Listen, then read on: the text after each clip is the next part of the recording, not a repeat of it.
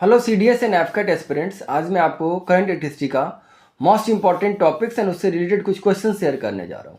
सबसे पहला जो पॉइंट आता है इसमें heating effect of current. Heating effect of current में बेसिकली एप्लीकेशन बेस्ड क्वेश्चंस पूछे जाते हैं। जैसे आप घर में जितने भी डिवाइसेस का यूज़ करते हो, इलेक्ट्रिक केटल हुआ, गीज़र हुआ, ओवन हुआ, इलेक्ट्रिक आयरन होता है, तो बेसिकली ये कौन से वायर के बने होते हैं। सबसे पहले आता है इसमें ये नाइक्रोम वायर के यूज़ करते हैं इसमें हम, एंड इसके रीज़न क्या है ये चीज़ें आपको पता होना चाहिए।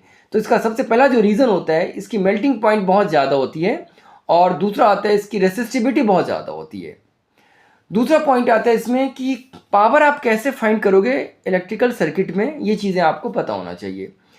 अगर आपको क्वेश्चन में दिया होता है कि अगर एक बल्ब है 100 वाट का और ये ऑपरेट हो रहा है 2 वोल्ट सप्लाई पे, अगर मैंने सप्लाई वोल्टेज को हाफ कर दिया है 110 वोल्ट, तो नया पावर कंजम्पशन कितना होगा, ये चीज़ें आपको क्लियर होना चाहिए।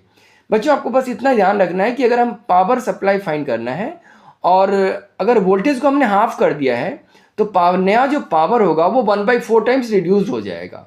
दैट मीन्स अगर इनिशियल पावर है 100, तो नया जो पावर हो जाएगा that is 25 what is the correct answer. दूसरा इसमें क्वेश्चन आता है कि रेसिस्टेंस आप कैसे फाइंड करोगे डिफरेंट केसेस में। क्वेश्चंस जो डायरेक्ट आते हैं, इसमें एक वायर दिया होता है, इसमें इसकी लेंथ है L और इसका रेसिस्टेंस होता है R।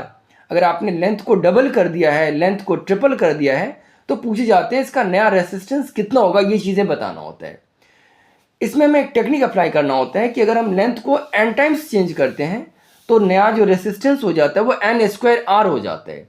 जैसे आपने लेंथ को डबल कर दिया है, लेंथ को डबल करने से नया जो रेसिस्टेंस हो जाएगा वो 4 टाइम्स इंक्रीज कर जाएगा। लेंथ को आपने ट्रिपल किया है तो नया रेसिस्टेंस हो जाएगा वो 9 टाइम्स इंक्रीज कर जाएगा। और दूसरा इसमें रेसिस्टेंस के कुछ क्वेश्चंस आते हैं जिसमें आपको डायग्राम दिया होता है और सर्किट डायग्राम के अकॉर्डिंग आपको इक्विवेलेंट रेसिस्टेंस फाइंड करना होता है। तो उसमें हम डायरेक्ट फॉर्मूला यूज़ करते हैं सीरीज और पैरेलल का, and you can easily find the solution.